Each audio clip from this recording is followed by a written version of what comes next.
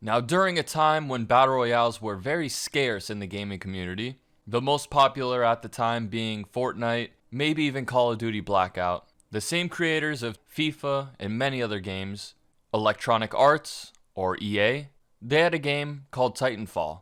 They decided to turn that style of a gameplay into their own battle royale. Its early development started in 2017, releasing it on February 4th, 2019, to both PlayStation 4, Xbox One, and on PC, of course. And the game surpassed over 25 million players just by the end of the first week and 50 million within its first month. Now, what made Apex Legends one of the most creative, unique, and amazing battle royales to ever release for a free-to-play game? Well, let's start at the beginning.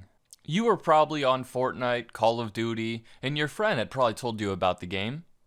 But you were probably too busy and didn't really care about downloading it, or maybe you even gave it a try. Now, during this time frame, this game was absolutely new to everybody.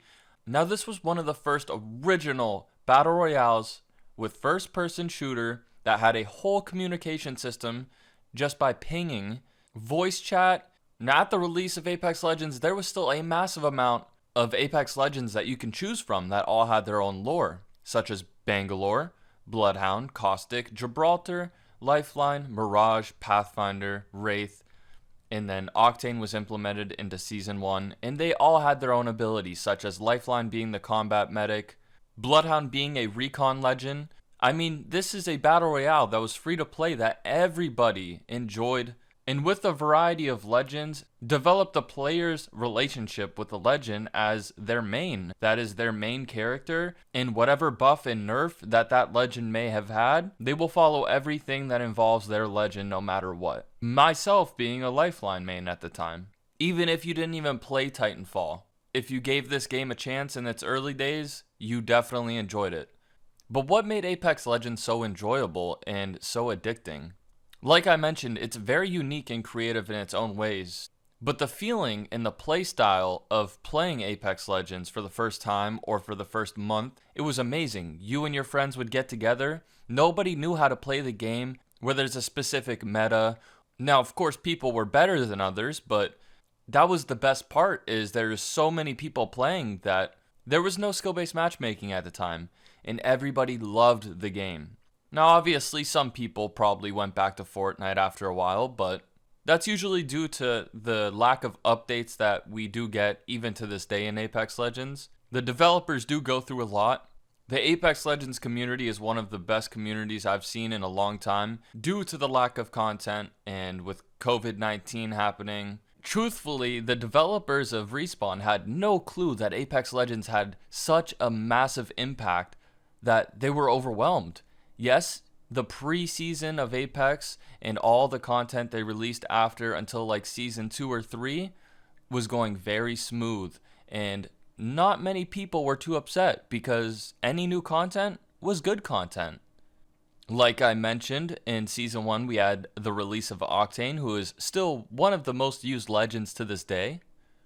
Now, although Apex Legends did hold a huge player base, and with the help of tons of content creators across the world, the viewer base, along with the player base, only grew bigger and bigger.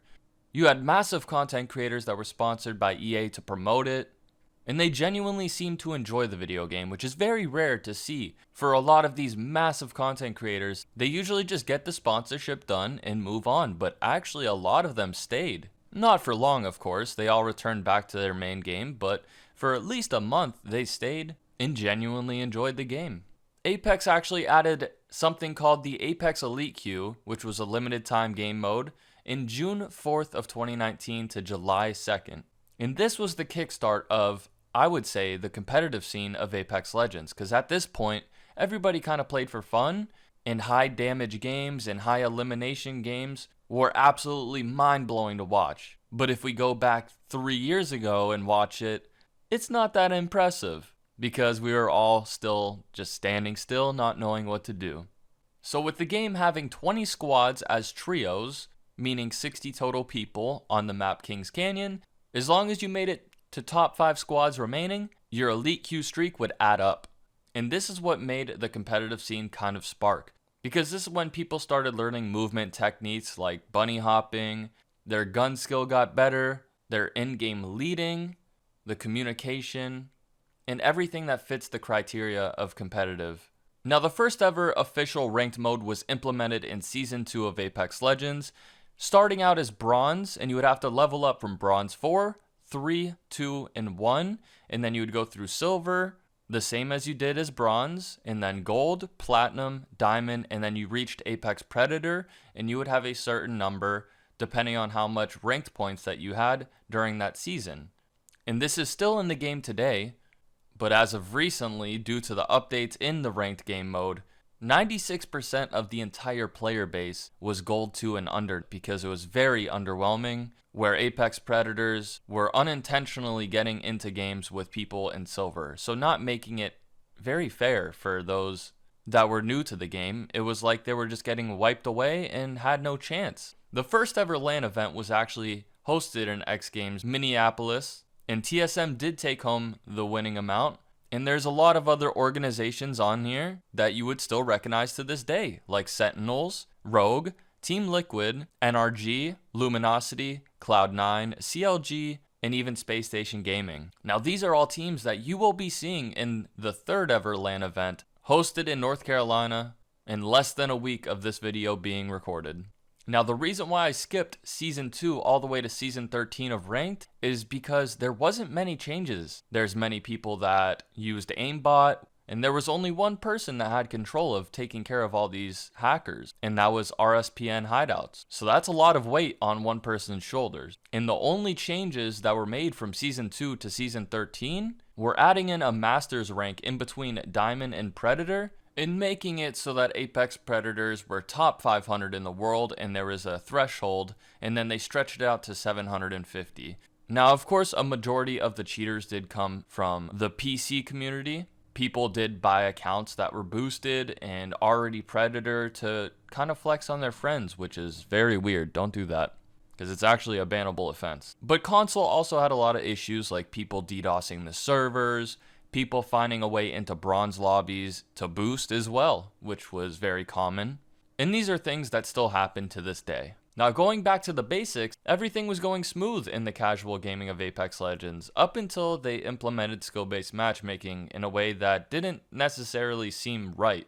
Now, of course, it's all opinions and speculations, but it was speculated to be added in somewhere Season 3, Season 4-ish, maybe even Season 5. It was never publicly announced. And there's pros and cons to having skill-based matchmaking in video games, but people can very easily abuse this and find their own ways to get into these lobbies where people are brand new to the game. So whenever they ran into a very good player and they're brand new to the game, that wouldn't make them want to play the game anymore and get better, because that's a big skill gap from a very good player at that time and a brand new player.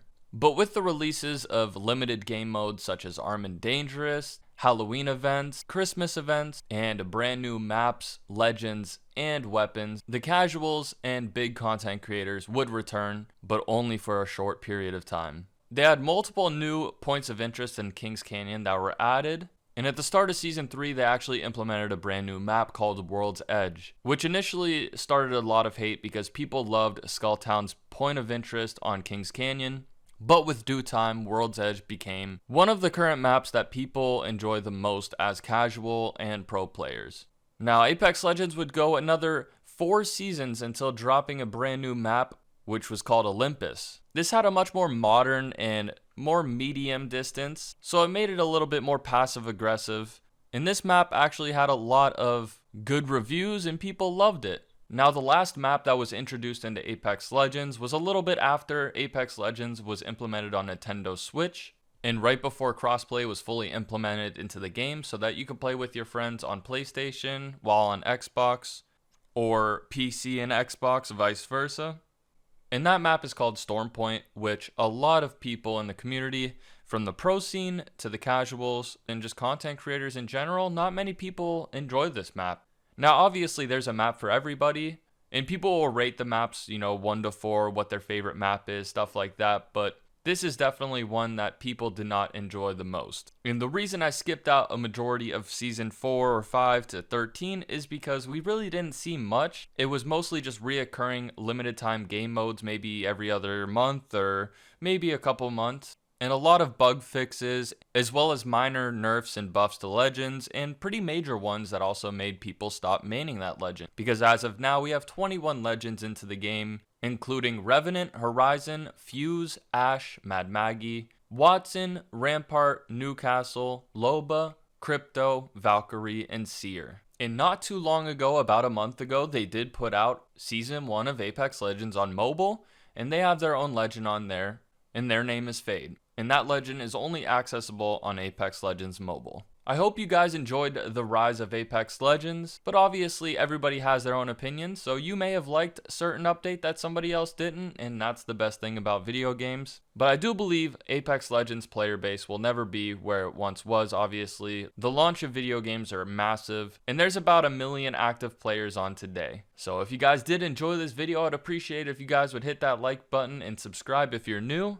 And let me know down below in the comments if you would like to see another video like this. And let me know if you still play Apex Legends, or if you don't really pay attention to it anymore and you have moved on. That's going to wrap up this video. I hope you guys have an amazing day, and I'll see you guys later.